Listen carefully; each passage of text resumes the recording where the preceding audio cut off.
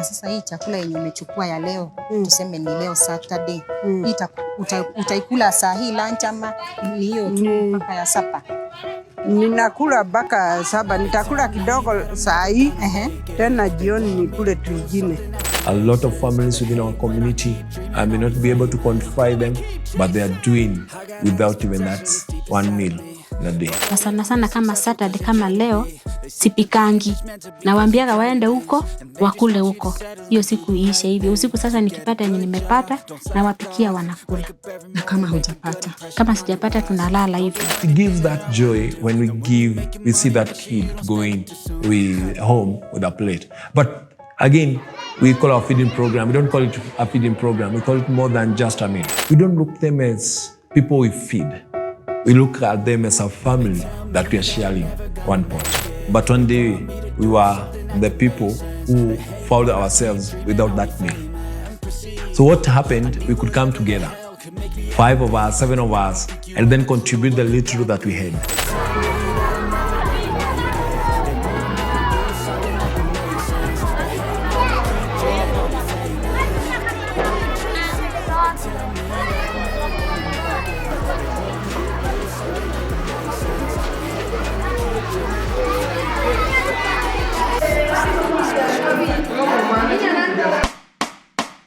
It is 1 p.m. in Soweto, Nairobi, Kenya. Over 500 children plus adults have gathered here for a meal. This happens every Saturday in Tumaini African Foundation, founded by our today's guest, Njoroge. Soweto is one of the slums in Nairobi with a population of about 70,000 people. Poverty and joblessness have rendered many households here to go without a meal for more than a day. Njoroge stepped in and founded this organization, and with at least one decent meal in a week, Soweto kids can afford a smile.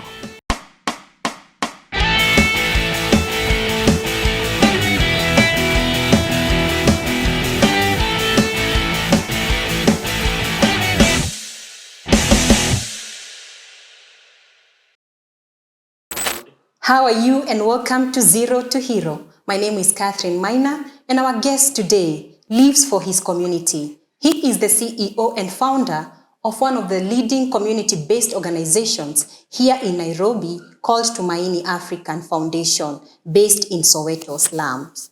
This organization has different departments serving children from this community and beyond. More than just a meal is one of the programs that they have that feeds more than 500 children every Saturday. They also have a library equipped with books serving 200 children. And the only thing that you need is 5 shillings Kenyan money to spend a whole day reading and revising in this center of excellence. Please join me as we welcome Njoroge, or commonly known kwa jina ya mtaa, Fadhi. Fadhi. Yes. Karibu sana. Na mimi pia nakukaribisha hapa kwetu. Asante. Karibu kwenye show.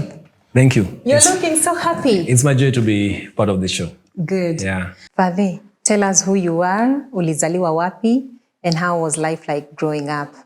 My name's Njoroge, and mostly the community members refer me as Fadhi. Well, I was born in Nairobi. My mom and my dad used to live in Kibagare.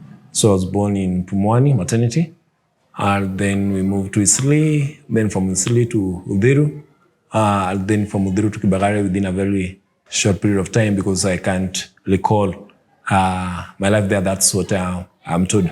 So I can tell more of my life in Kibagare, in Kangemi. Thereafter I moved to, when my dad passed on, I moved to upcountry. I stayed for about 3 years, and then I dropped from school, and therefore my grandma brought me back to Nairobi.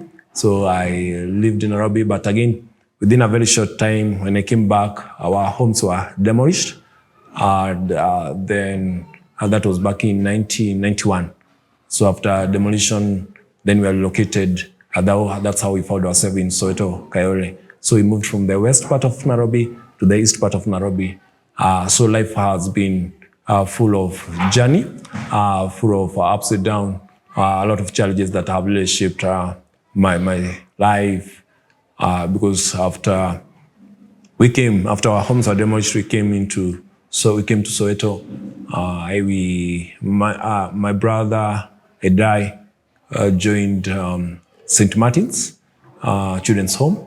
That's where we did our primary school from class 4 to class 8, some years in secondary school. So blended and built by Children's Home. How and when was the foundation born, and why did you come up with the name Tumaini African Foundation? If I can recall very well, I think the first instance of me doing the things I do, the community work, came in my mind when in high school, back in 1995. And there before I thought I would do a lot of human rights. I would join human rights activities and be an activist. So I really wanted to engage in the issues of human rights or in politics. But when I got into high school, I think I thought so much of working with young people, but I was not so sure in which area, whether in activism, whether in ministry, in terms of church, or the community work. But in the year 2001, 2002, I think I started settling down into issue of community, because I was also at that time also having a different organization that was serving it. I had founded while in high school that was doing school ministry. But there, Tumaini was born in 2003, in the year 2003, as a result of the way we used to gather outside a certain shop in our community, and we could tell our stories and the challenges that we faced on. And hearing of these stories, I really thought there is a need for us, for intervention to be done so that we can change the story to that of hope. And that's what gives us the name Tumaini, because Tumaini literally means hope. And we thought that hope was so much something that was really needed. Given our experience, homes being demolished, being brought into a new place that wasn't our place, our parents losing jobs, living in very depleted, shaky homes. And it was a great challenge, but that's why we came together, bringing our tools together, bringing our minds together, our resources together, so that we can not only give hope to ourselves, but to our younger brothers and sisters who are growing up. We didn't want them to grow with the same challenges that we faced. What happened next? To an extent, you found yourself in this beautiful building of Center of Excellence. The building itself is called the Center of Excellence. And it's something that perhaps most people don't know, but something that came into my mind in the year 1999. I wrote it down, and I didn't know it would be called Tumaini Center of Excellence, but now it is called.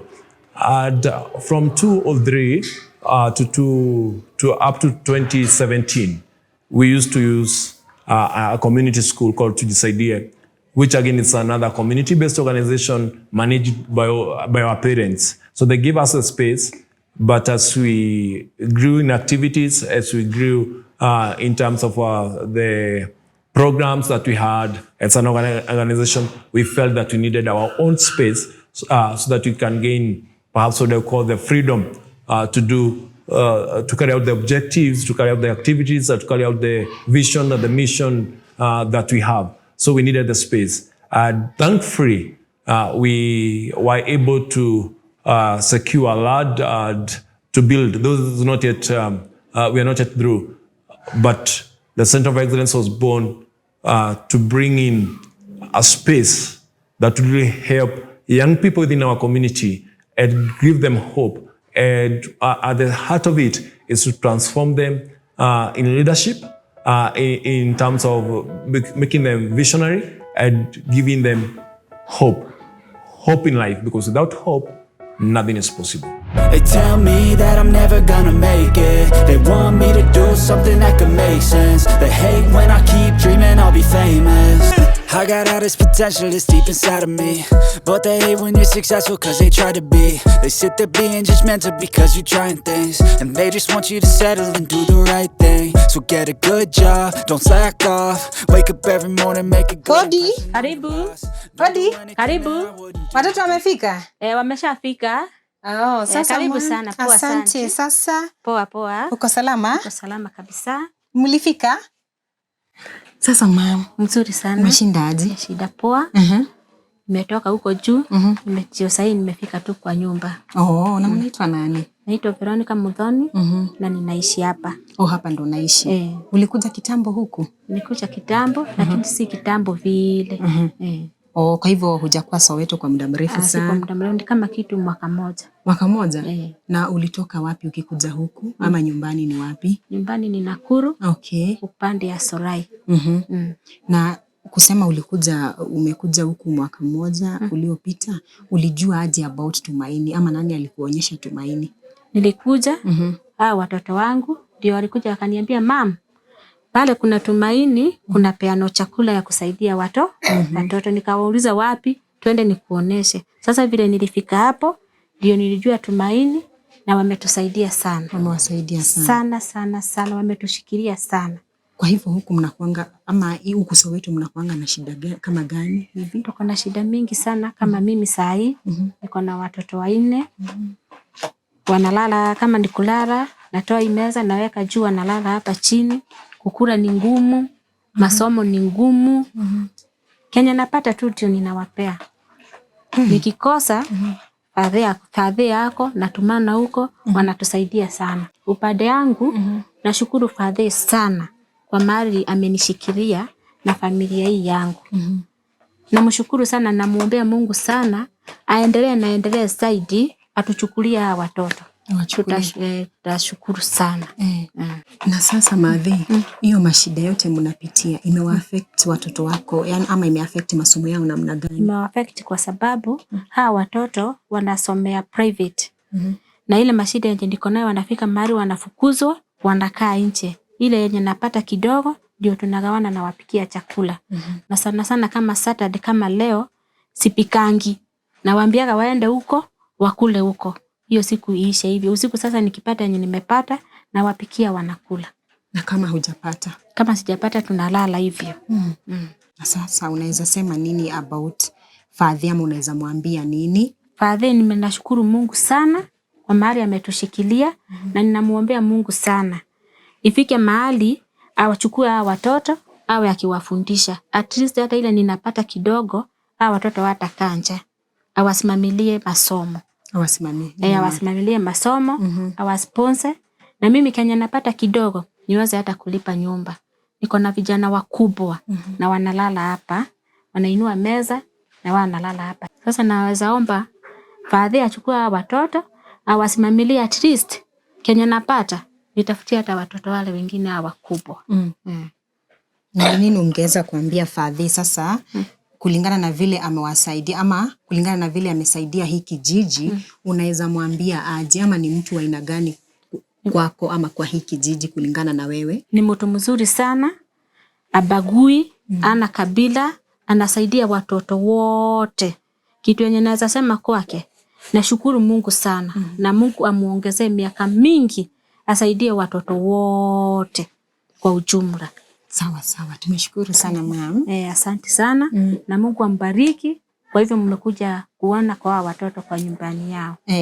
Mungu amshukuru sana. Asante. Na ambariki sana na sana.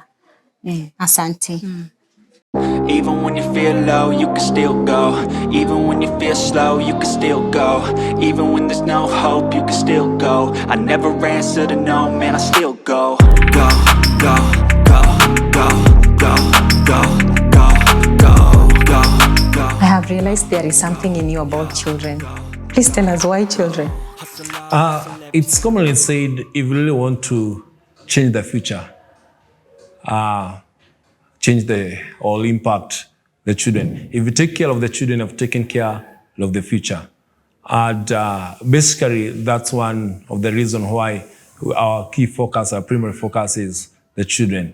Again, when challenges within a community, the most affected are children. When parents do not have job, the most affected is the education of the children it's the health of the children, it's the hygiene of the children, it's the environment that the children will grow in.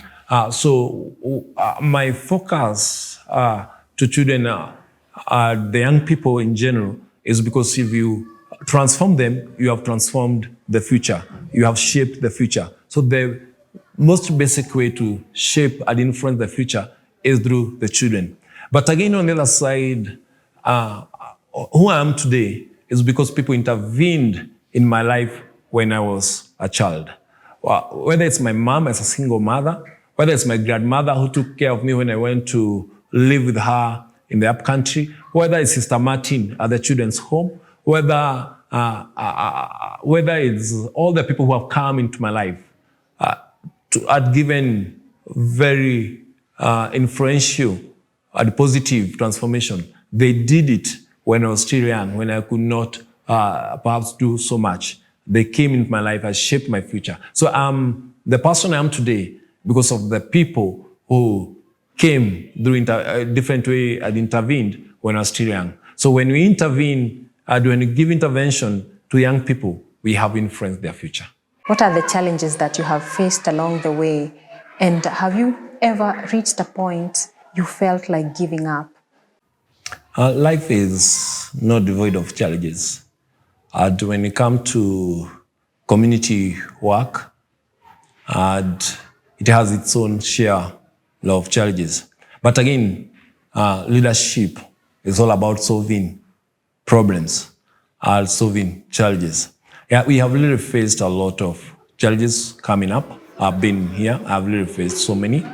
At times, people really don't really understand what you are doing and all that. And, as the faces grow, at times it's the whole issue of resources. At times, it's also an issue of personal. There are also challenges that come within yourself and ask yourself, am I really able to do this? Is it, what did I choose and all this? Because community work is so much of a volunteer thing.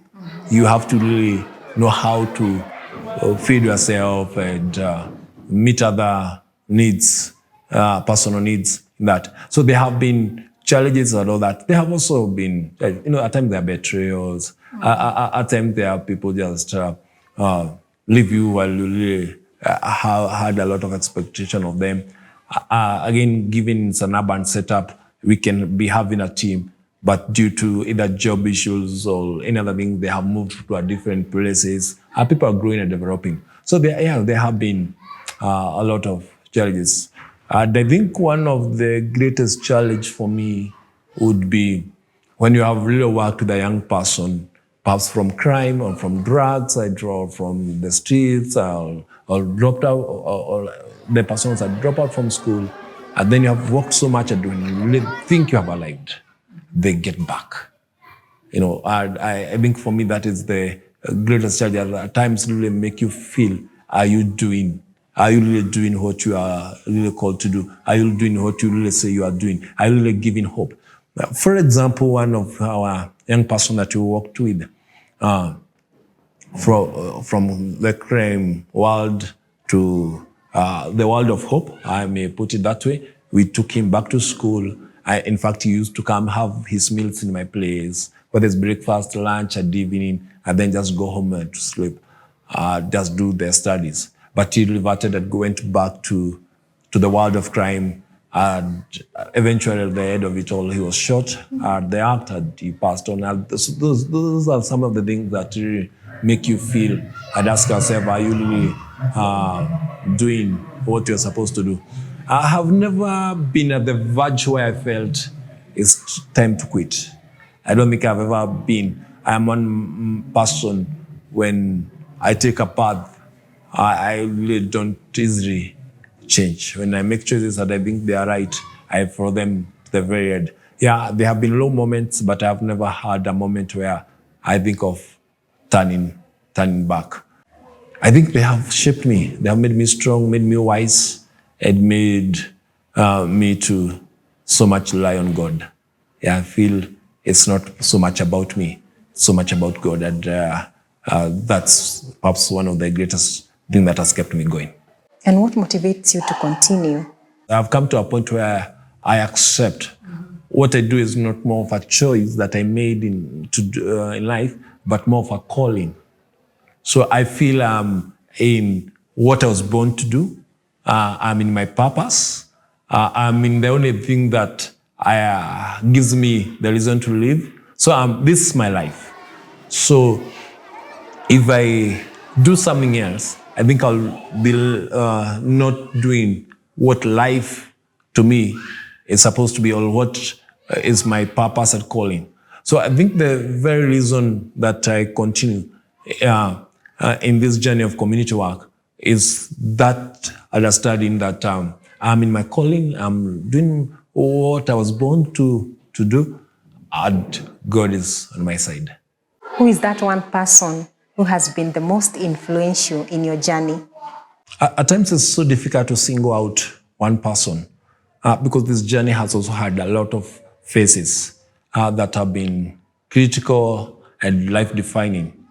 So I have a lot of people who have come in and been very influential and very inspirational to me. My mom, and for the good that perhaps this world would do, I have two moms by extension.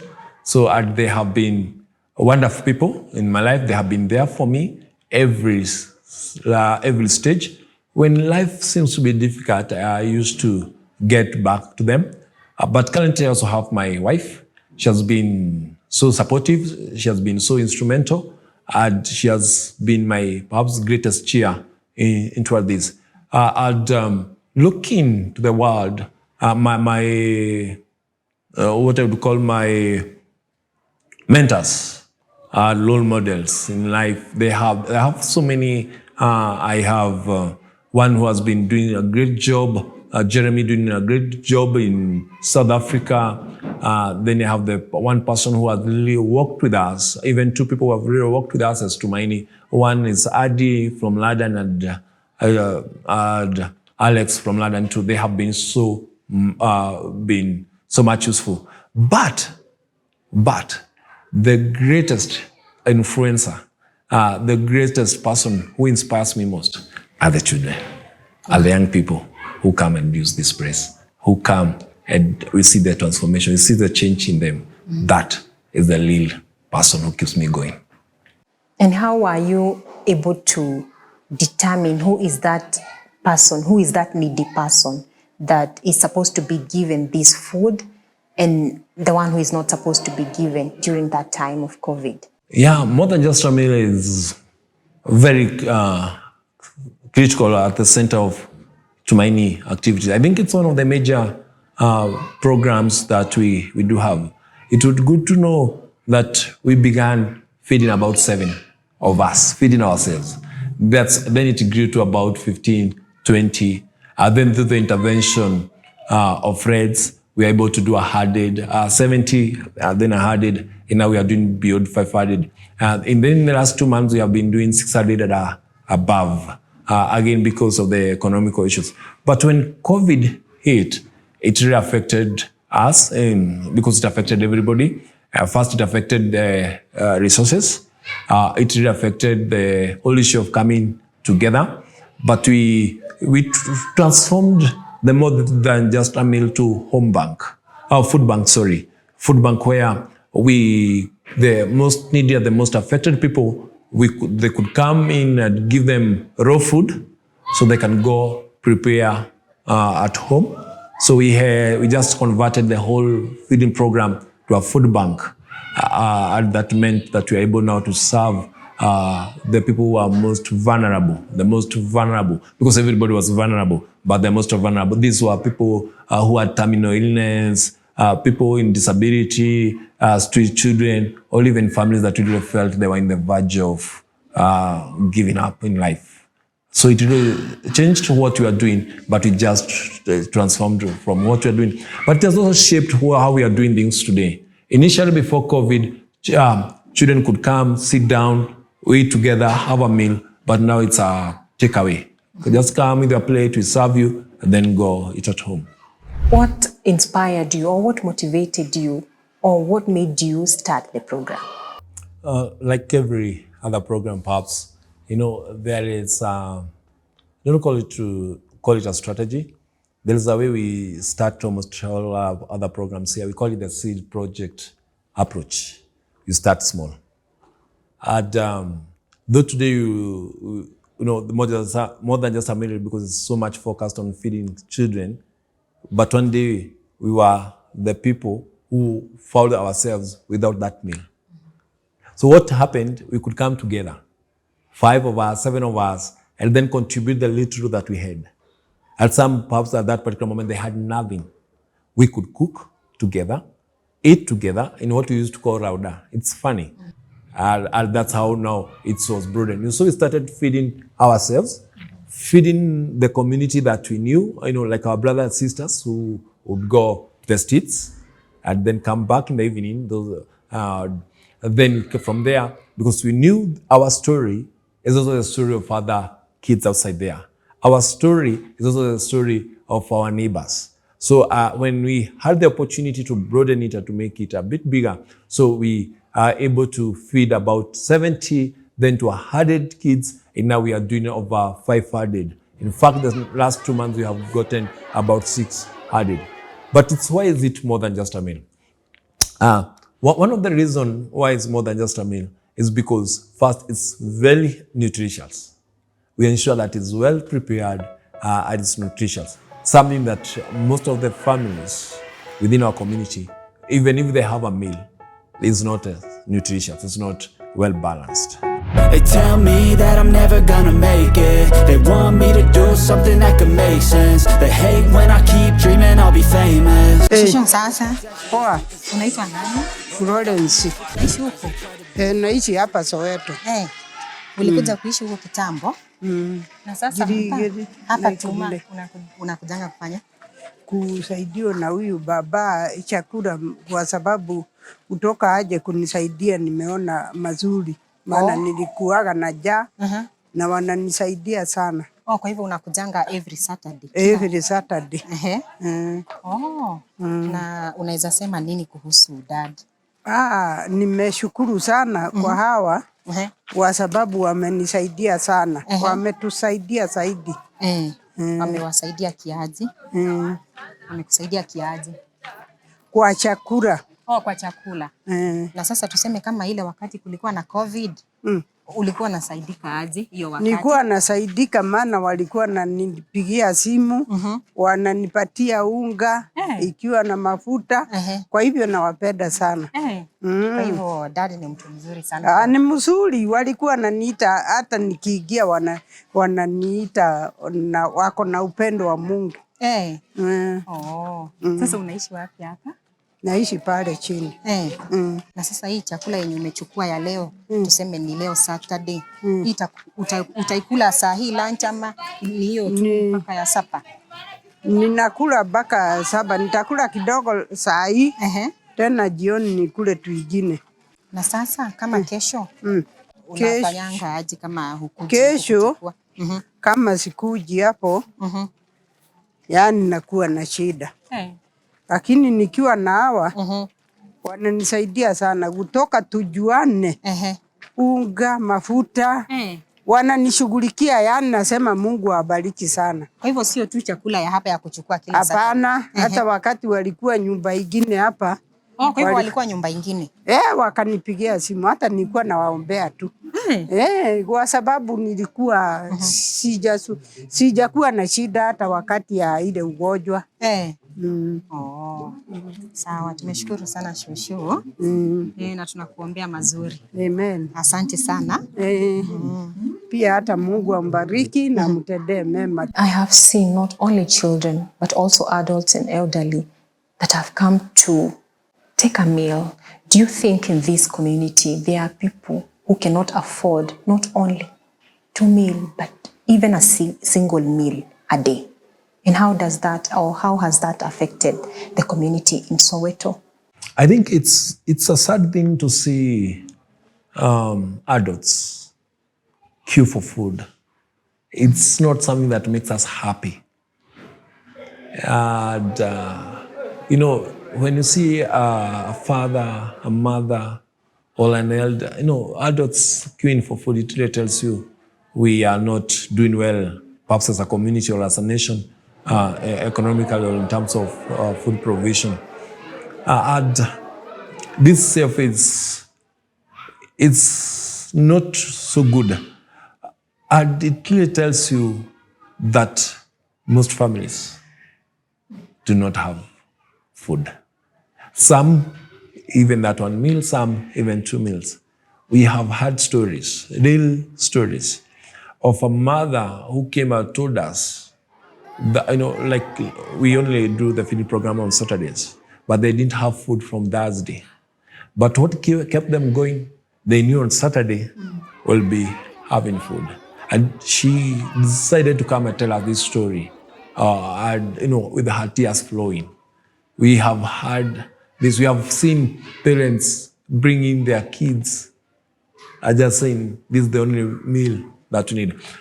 There are moments because of other issues, so we didn't do the feeding program on Saturdays. And I'll tell you that the most frustrating Saturday for many children and for many families. And I'll really tell you, a lot of families within our community, I may not be able to quantify them, but they are doing without even that one meal in a day at times. How does this affect the children in this community in terms of education, like going to school? Well, some of the schools provide meals, perhaps Monday and Friday. And again, when schools are ongoing, at times this doesn't happen during school holidays and on Saturdays. You discover we don't do our feeding program at 1 o'clock. We do it at 2.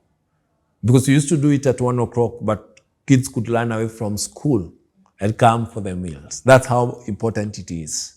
So we discovered, because education is equally important, we can shift from 1 to 2 p.m. so that we can give the children time to go to their tuition, go to school, and come back and still have food and eat. So it's a big component. Again, who will study with a hungry stomach? No one. And how does it make you feel when you see these children going home, carrying a plate of food or eating in the center of excellence? How does it make you feel? Also, as I said, is hope.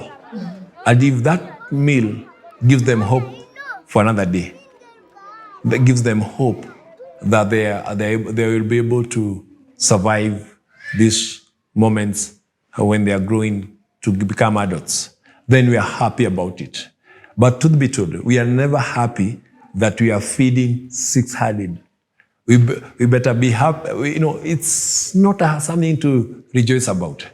It's not something to rejoice about. That we are talking about more than 600 people, more than 600 children who would go without a meal a day within our community. But for us, the only thing that gives us joy is that we have come and we have an intervention.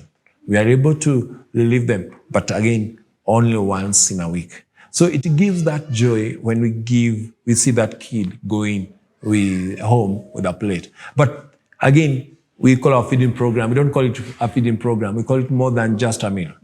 Because we really want the children coming in, they can tell their stories, we can listen to their stories, we can know their needs, we can motivate each other, we can inspire each other, and we can look beyond that plate of food to life itself. And through those kids, they have become great people, they have really appreciated the program, and we don't look at them as people we feed.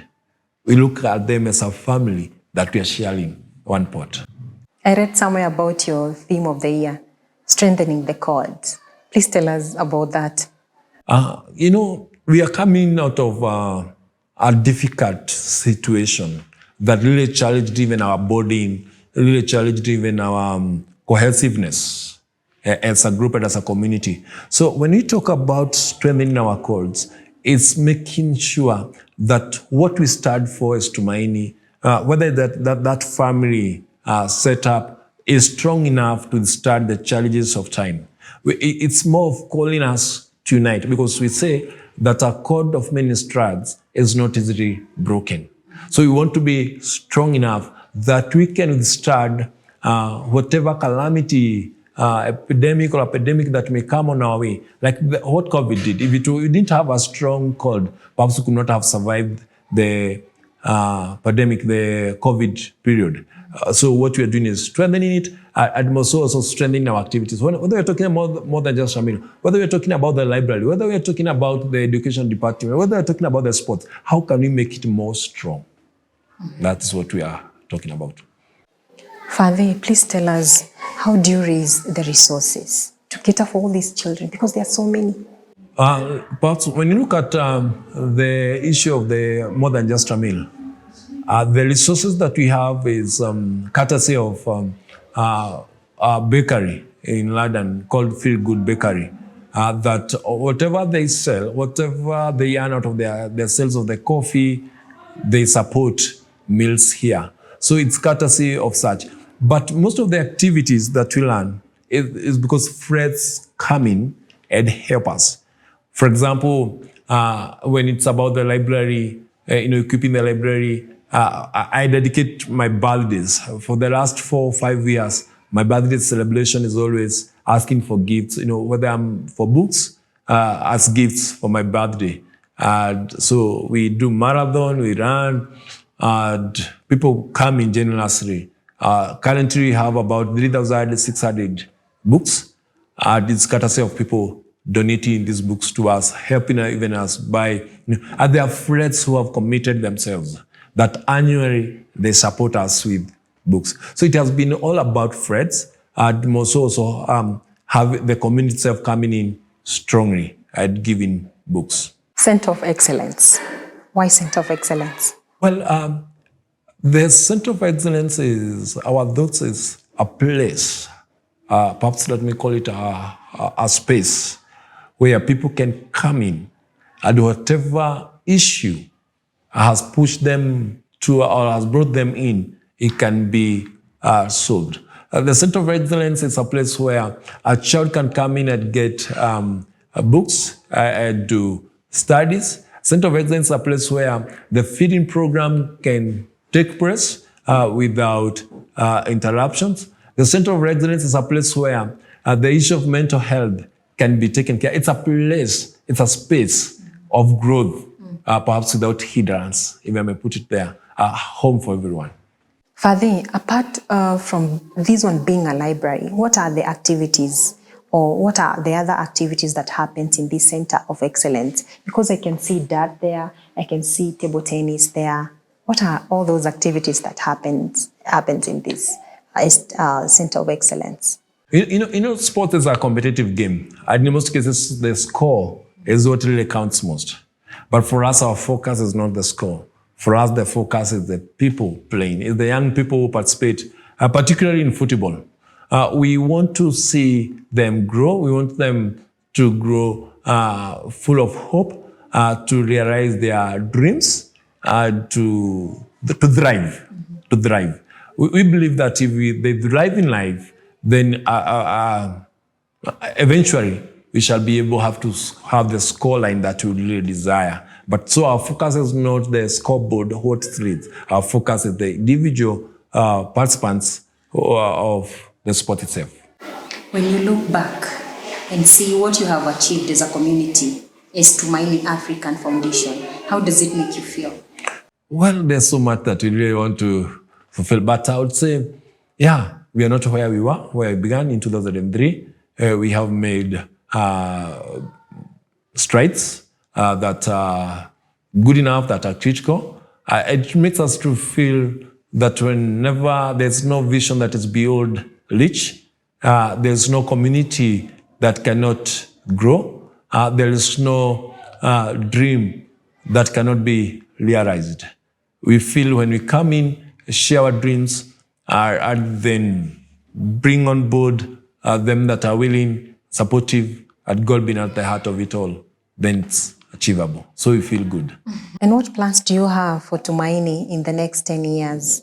Well, the next 10 years, what we desire is to have a complete Center of Excellence, having an innovation hub, having a seminar room, having a complete library, having activities going on every other morning, every other day. But at the center of it all, we want to be, to influence more young people growing. So we want to be the center of influence within our hood. And if God wills, perhaps we want to be the greatest influencer in life within the urban setting. I think for me, the only thing I would desire for everyone who has passed in our hearts or my heart is to go do the same. Go influence, go touch somebody, and never think if that person is going to come back to you to say thank you or not, but just go and do good. That's all I would ask. What would you tell that person out there who is in a verge of giving up? He doesn't know what the future holds for him. Maybe he was raised in the slums all his life, or the only thing he knows is slums. What would you tell that person? I think the starting point is have a beacon of hope. Have something that will ignite hope. It doesn't matter how the degree of hope in you.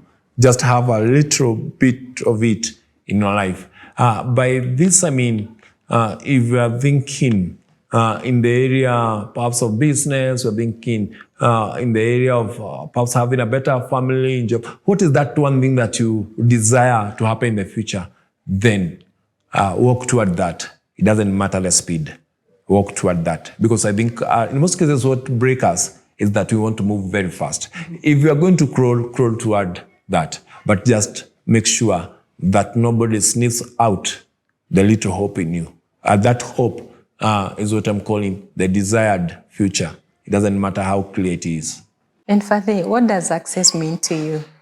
Success for me means being faithful to your calling, faithful to the resources that you have, faithful to all that you are and all that you start with.